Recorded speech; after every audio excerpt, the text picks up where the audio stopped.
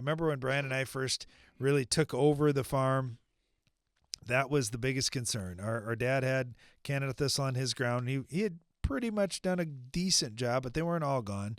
And our great uncle, remember when we started farming his ground, he said, well, guys, I fought these Canada Thistle for 40 years, and now it's your turn. And we had them wiped out in just a couple of years. And he was absolutely amazed by that and let us rent his ground for the rest of his life, which was wonderful. So here's what we did. First of all, if you can go out in the spring before any tillage is done and before the crop's up, since you got non-GMO crops, just hit it with the highest rate of Roundup in the spring. That would be great. I'd spray the whole field then. If you're in corn, with 1/3 of a pint of Stinger. That's the old formulation rate. If you're using the HL formulation, it's lower than that.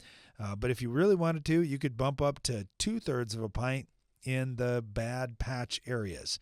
Now, after harvest, as long as it's before the first frost, you can use the highest labeled rate of Roundup and eliminate it. But I agree with you. You're too late this fall if you've already had a hard killing frost.